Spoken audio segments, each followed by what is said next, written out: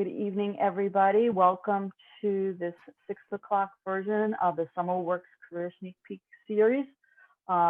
Today we have Cynthia VanRenterghem, the Executive Director of Growing Hope, will be joining us to share her experience and how she navigated her career towards her current position. Now, let me introduce Cynthia, our speaker for this evening. As the Executive Director of Growing Hope, Cynthia combines her love with gardening and growing things with her professional management, operations, and leadership abilities. She came to Growing Hope after having launched and grown her own garden products company, through which she gained a tremendous amount of experience successfully managing financials, people, and operations. Cynthia has had a passion for gardening since working as a child on her family's acre-large vegetable garden in Flint, Michigan. So thank you, Lori, for the introduction. As she said, my name is Cynthia VanRenterghem, and I'm the Executive Director of Growing Hope. I've been the Executive Director since June of 2018. And I just wanted to start with our mission statement. It's really our North Star for all the work that we do. And we foster an equitable and sustainable local food system where all people are empowered to grow, buy, sell, prepare, and eat nourishing food. When I first came on as Executive Director, one of the first things we did is update this mission statement to more closely reflect the actual work that we were doing. And we also developed 5 core values, which really are the foundation of all of our work. And we also use them to hold ourselves accountable to our community, to each other, and to the people we serve. I won't go through all of them, but there are 5 covering justice and equity, integrity, transformation in terms of transforming the actual food system that we work in and the community that we work in, learning, that importance of learning, and then placemaking. Our work is really grounded in our 2 locations, our 2 community spaces here in Ypsilanti. So these are just brief sentences describing the core values, but we do have much more detail that they go into, and you can find those on our website. Our vision also, was interesting. We didn't really update it that much because it still remains the same. Basically, our work is focused on Ypsilanti, and our vision is that Ypsilanti is a community where all people, particularly those with barriers due to race, class, culture, language, ability, or mobility, have access to nourishing local food that's both culturally appropriate and affordable, that they can grow and prepare their own harvests, and that if they so choose, that they can earn a living as a food grower, producer, and entrepreneur. So just really quickly about our 2 community spaces, our programming really emanates from these locales. Our urban farm is located right on Michigan Avenue off of 94 as you come into the city. And this is where our farm and gardening program emanates from, as well as our youth and schools programming. We hold volunteer opportunities here every Wednesday and Saturday morning. We also hold lots of workshops. And it's really just an open space if you want to come pick from our U-Pick garden, or access our community cart, or just come visit and either share your knowledge or ask questions. Then we also have the Ypsilanti Farmers Marketplace that holds our Tuesday Farmers Market. It's also, which is a year-round farmers market. It's also the pickup source for our online farmers market. And it holds our incubator kitchen, which is part of our food entrepreneurship program. So just really quickly, what makes us unique? We have really evolved over the 18 years since we've been in existence. It started out as just one woman who wanted to increase the amount of community gardens located in Ypsilanti, and over almost 2 decades has grown to what it is today. But we really view ourselves as part of a network and a community, and that our main role is to provide an infrastructure and to provide sort of the scaffolding for all the opportunities for people to contribute to the food community and build relationships and share knowledge. So our partnerships are really very important and varied, and it's what makes the work so vibrant here in Ypsilanti, and really builds on that trust that's needed for those sort of community relationships. You know what? I think there was there another poll after this about what, Lori?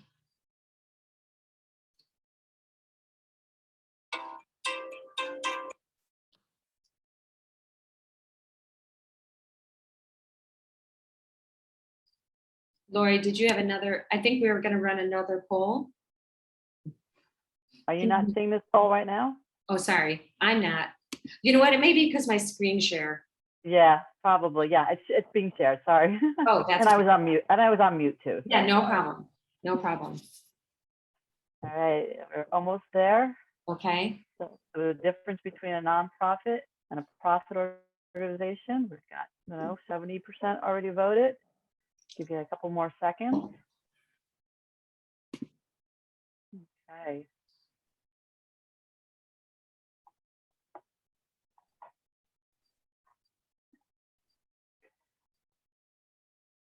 Okay, great. So it looks like about 60% of people aren't totally clear about the difference between a for-profit and nonprofit. So I'm glad I included this. I'm going to go back to screen share because, yeah, it's an interesting sort of thing to think about and know sort of as you look at your own career and think about the different paths you might want to go towards.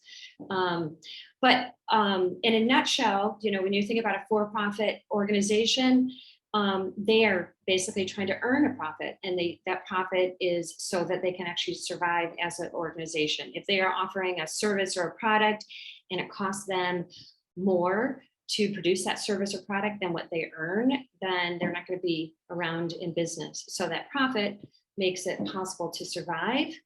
Nonprofit, we do not have profit as an organizational goal. In fact, if we spend less than we make at a significant percent if we have less money going out than coming in, then you could lose your nonprofit status.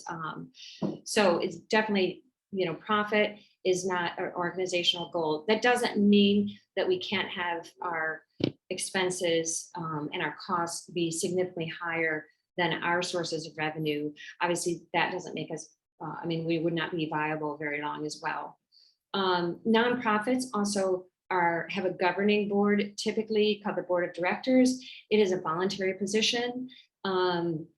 And sometimes you can have what we call working boards. Those are for often newer nonprofits or smaller. So you might have board members running fundraising events or doing the accounting.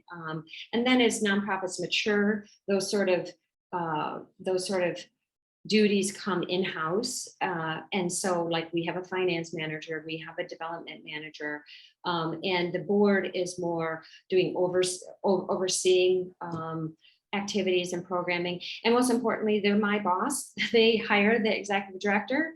I sit on the board as a non-voting member, but I ultimately, I run the organization, but I'm answerable to this group of people whose alliance is really to our mission. It's not to me, it's to, the viability of the organization as a whole, and our impact in the community, and our adherence to our mission. Just from a legal standpoint, nonprofits are exempt from federal, state, and local taxes. So we don't pay income taxes, we don't pay property taxes on the property that we have, and we don't, when we make purchases, we don't pay sales tax. We do pay payroll taxes when we pay our employees. But that still means we are answerable to the IRS. We do file our financials every year. It's not in order to say how much taxes we pay, but it's basically to show where money has come in and what money has gone out, and that we are not like hiding profit that should be taxable. So that's something called a Form 990. That's a public document. You can find a Form 990 on any nonprofit out there. And so you can, see those sort of financials. We are also required to have our books, our financial books audited by a third-party accounting firm every year. They basically verify that where we said the money coming from is indeed coming from there, that when our funds are restricted for like a particular program, that we're actually using those funds for a program. So that's also to just act as a way to help people who are donating or organizations that are donating, that we are, fulfilling our mission, that we are financially responsible. So it's an important documentation. And then, a big thing with nonprofits versus for-profits is that we are eligible for grants, both from government, from foundations, and from individuals. So speaking of, where does a nonprofit fund ourselves? I mean, we provide services, but that is not at a price, or it's at a very low price. For example, our vendors for a farmer's market, they pay a vendor fee to participate in the farmer's market, but it is a nominal fee, lower than farmers markets typically run in other communities, because we really want to encourage new farmers and help them with their own viability. The same with our incubator kitchen, which is a kitchen that food entrepreneurs rent, and we keep that rental price low, so it helps them launch their new businesses. So our funding comes from three main sources, and so we're sort of a triangle. Again, in a for-profit, somebody buys a service and pays that company, and then they use that money to run their business. For us, we receive our money from individuals and businesses who make donations, and then grants that are coming either from private foundations, family foundations, and then really state, local, and the federal government. And then what we term earned revenue. So that's like the vendor fees or fees that for various services that we may provide. We sell a little bit of the food we grow on our online farmers market, for example. So an executive director basically is the CEO of the organization. And an executive director basically oversees, all the programming, financials, operations, fundraising, human resources, and governance. And then really importantly, my role is to articulate our vision and mission, and really help lead that strategic direction of the organization. And often called to be the voice of the organization.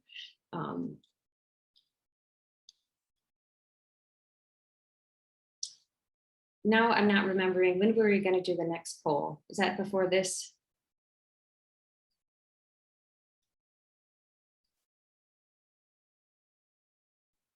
I just launched it. It should be running right now.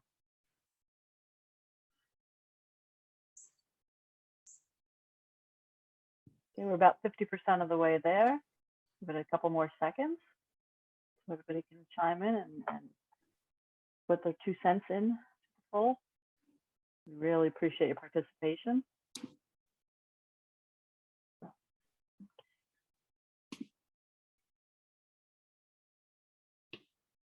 Wow, this is going to be interesting for you, Cynthia. Okay.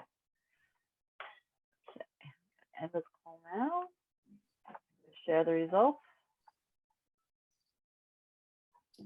Oh, okay, great. Well, we'll go from there.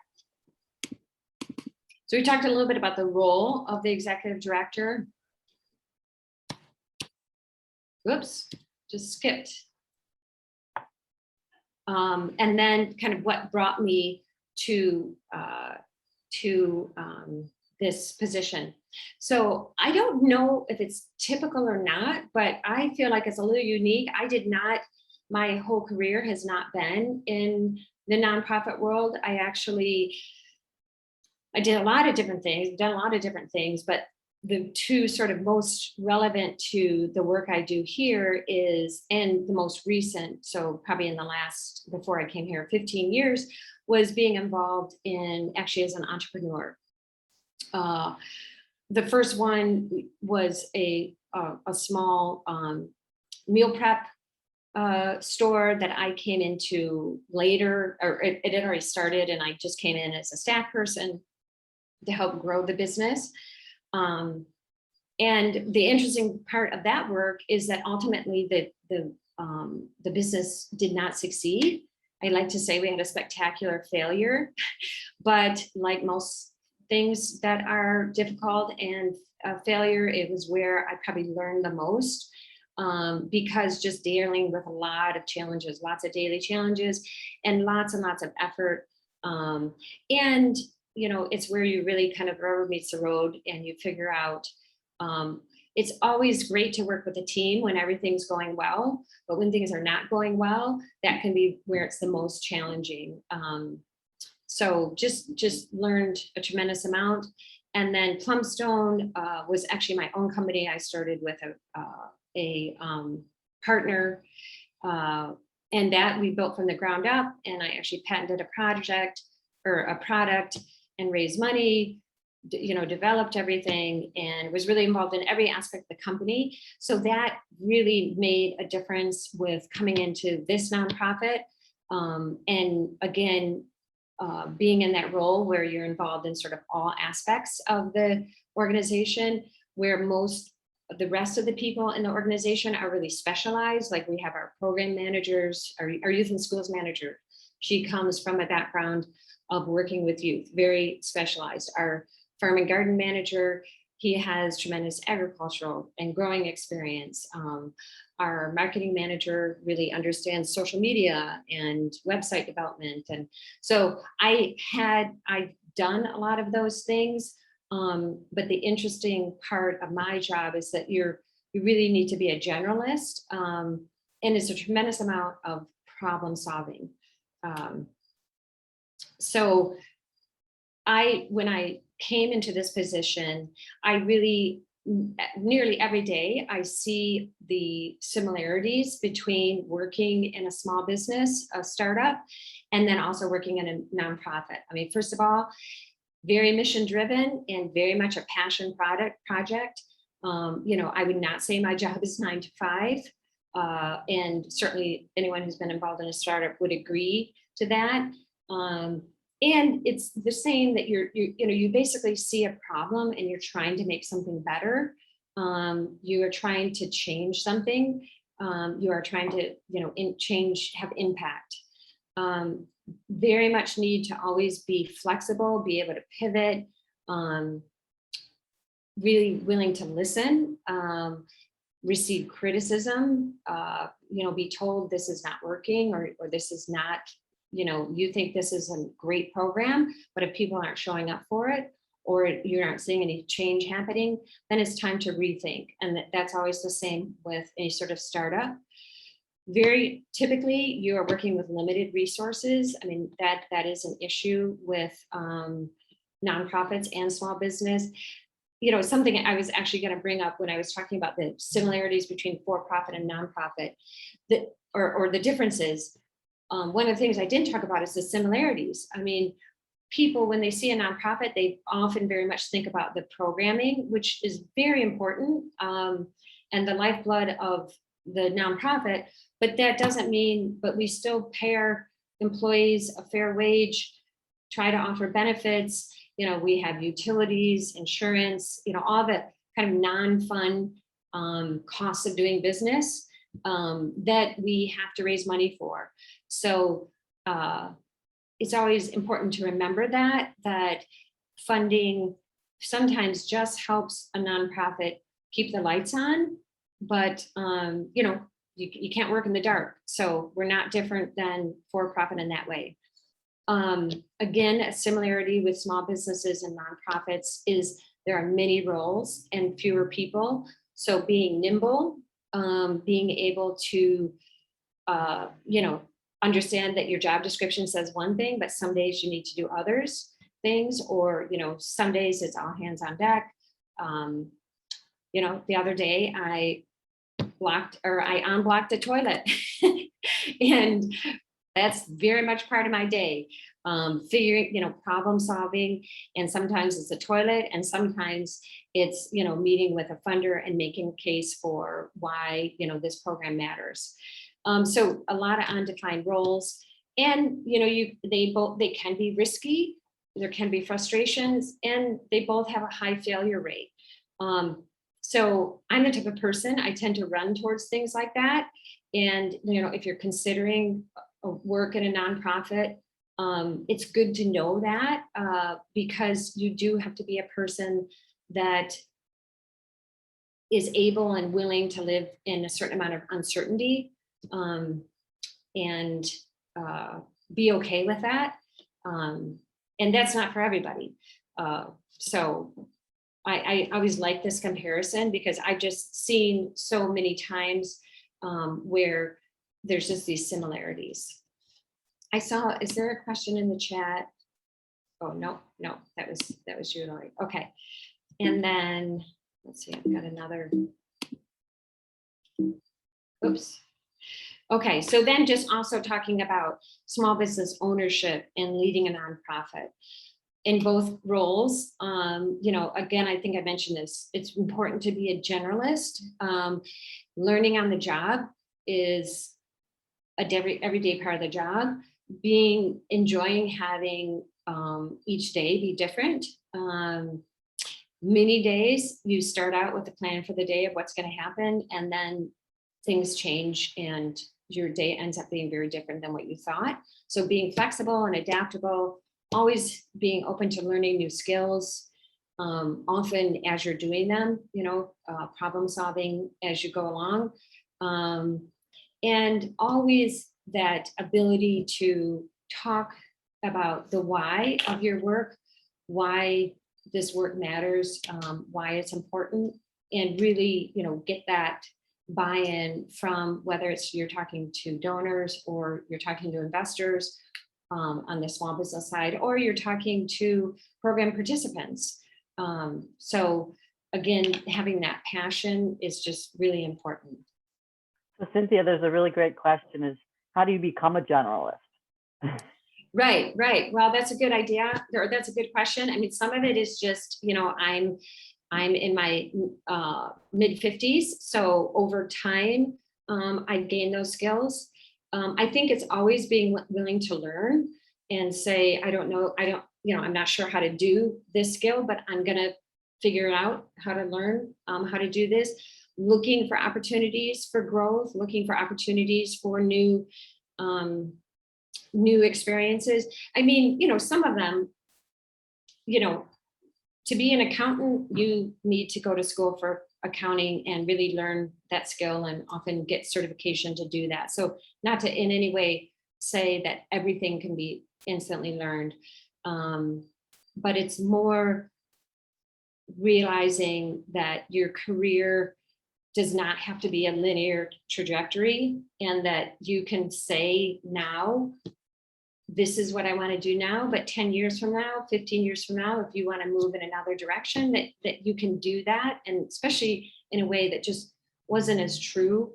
And so sometimes it's like, I'm going to focus on this skill and kind of build up this part of my resume and explore this interest. But down the road, maybe look for opportunities where I can expand outside of that. So does that answer your question? Yeah, so also just what it means to be a generalist, I would say, versus a specialist, where, I have a daughter who's an engineer. She's definitely a specialist, and she will know more about, she works in the auto industry right now, how to build, I mean, her work, she will know and will improve over the years more and more in kind of that specialized work. And so not to say that that's not really important. It's just, it's kind of a different approach. But even for her, 10 or 15 years, she may say, you know, I want to learn more about this part of the work that I'm involved in. So you don't walk out being a generalist. It's almost more of an attitude of always being open to new learning and new skills. I just have one last slide here. So we have a great teen program. This is actually a few of our teens from last year. This year we had another 16 teens on the farm. They work for 8 weeks and it's a paid program. And then a good chunk of them continue throughout the school year in the after school program. But this was a quote from one of our employees, teen employees. And she said, we're all part of a community and every individual has an effect on it. And if I had a thought to leave with you, that would be it. And even as you approach your own career, you know, you are a part of a community, and no matter what you do, you know, your work does have an impact. And, you know, mostly try as much as you can to find that kind of work that gets you out of bed every morning, excited to be there. And sometimes it is just about, you know, putting food on the table. But my wish for all of you is that that's obviously the first level of importance, is just supporting yourself. But the second one would be finding something that really, you know, gets you excited and keeps you learning, and, you know, that you feel great about being part of. So Cynthia, can you elaborate a little bit more on your teen employees and how they get chosen and commitment? You know, I know you said it was 8 weeks, but Sure. it would be great for this group to know how to go about that if they were interested in learning more. Yeah, well, this is a program we've been growing actually over the last 3 years, and we were really thankful that we could run it last summer, even with COVID restrictions, because it was primarily outside, or all outside really, last year. But there's an application process early in the spring, but it is multi-year. So this year was the first year that we had, of the 16, we had some that had been here for 4 years, 3 years, 2 years, and then we brought on, I think, 5 new teens. And not everybody will, you know, go 4 years through the program or even 3 years, but that's the hope. That so then there's an opportunity to build leadership skills, and, you know, definitely the teens who have been there for multiple years, you know, they come in and are leading either formally as crew leaders or informally, just with the knowledge and skills and experience that they've gained. And then it does continue as an after school program, just 6 hours a week. And that's more focused on a project. Like, for example, the teens so the 8-week program is about to end, then there'll be a break, and then it will start again in September. This will be just 8 teens, because, you know, there's teens involved in sports and other such, you know, other programming. But the 8 teens will be involved in a specific program. I think they're working on composting and trying to create we have a compost system here, but they want to develop it out to actually, that they're working on our old compost system in this picture. But that's all been completely rebuilt. And now we can handle a lot more compost, and they hope to develop some community composting where people can bring their compost. Food pantries actually create lots of compostable material. And so trying to set up a program with our local food pantries where it would come to Growing Hope, and then people who contributed could be part of also receiving the compost once it's turned itself back into soil. So, for example, that's a project they'll be working on through the school year. But yeah, I really encourage anybody to apply. You know, applications will come out again like next April, May, probably May. And our website is always a resource. And our Facebook page and Instagram are also, ways we really communicate with the community about programming available. So what other opportunities are there at Growing Hope for people to get involved? So as I mentioned before, we have a lot of workshops. So we have in a couple weeks, I should know this, a workshop at the farm on Saturday on vermiculture. There's just a really amazing vermiculture farmer in the area, and vermiculture is farming with worms. As he said, just think of them as little cattle, little cows, because you really need worms to create healthy and good soil. And so he actually creates soil and sells soil with his worms. So Jesse will be on the farm for about a 2-hour workshop. We have lots of volunteer opportunities all through the summer, or starting like April through October. We have Wednesday mornings 9 to noon on the farm, and then also Saturday mornings 9 to noon pretty regularly. And then there are a lot of one-off what we call opportunities. Sometimes it's for fundraising events to help with those, or work at our Ypsilanti Farmers Market with things like weeding and taking care of the space there. Also helping run the online market. So many opportunities. And what you would do is just go to our website again and look under Get Involved, Volunteer, and that would actually goes and shows you all the volunteer opportunities. Yeah, and then visit our farmers markets. There's Saturday in Depot Town, Ypsilanti, right in front of the Freight House there, in that park back there on Saturdays 9 to 1, and then Tuesdays in the afternoon 3 to 7 is a great way to be involved in our work. So you've been, your career's taken a couple of different turns, and has that led you here? Did you, when you were going through all your different phases, did you rely, and if so, on mentors, and if so, how important were they into navigating where you are today? Yeah, that's a good question. I did very much so. I think it's important to surround yourself with people who know you and know your limitations and know your, know sort of where you excel, and who can be honest with you, and always, yes, just have active feedback. Mostly my mentors have always been people in my life who are, cheerleaders, encouraging me to try things and take risks.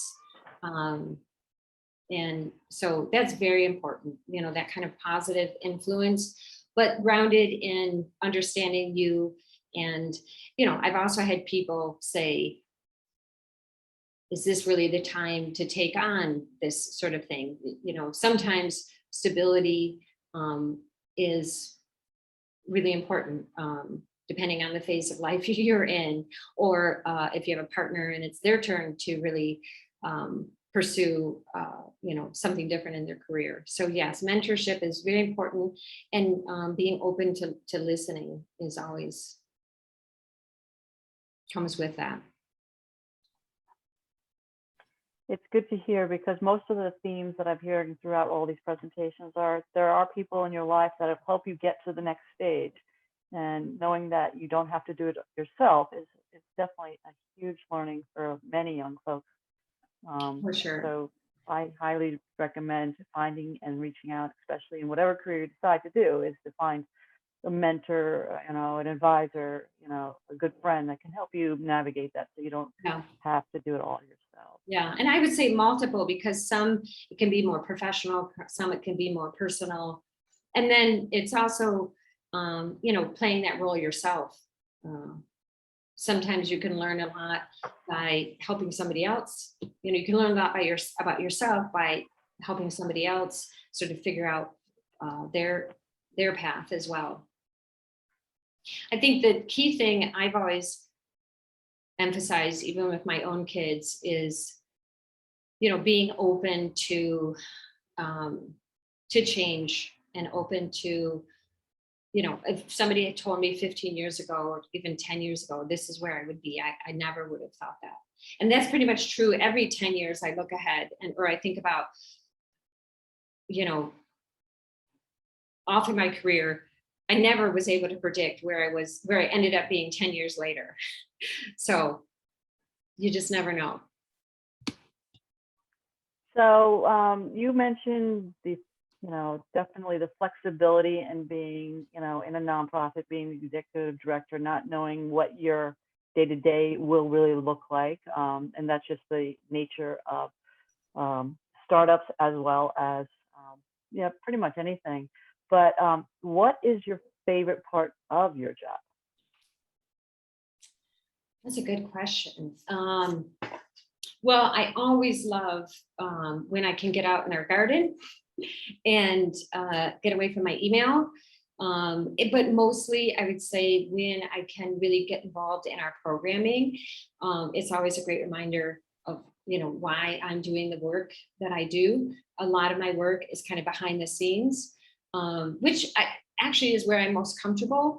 But when I can join a workshop or join a field trip or visit one of our home vegetable garden programs, I love spending time with the teens and feeding off of their energy. But yeah, it reminds me, why this work matters and why it's important. And I would say for me, the hardest part, although I've just by necessity gotten better at it, is the fundraising, which is not probably unusual, but I always say I have a great product to sell, and it is a little bit like sales. And I have found that people are very generous and really see their own values in our mission. So even just understanding that, and like I said, getting because it was an area, something I hadn't done. I got some training and got some help on and practiced and had lots of feedback on what worked and what didn't work. But some people are naturals at sort of being in the spotlight and being out front and asking for support, where I feel like I'm more the back end running operations. But what I really love is when I can really be involved in the programming.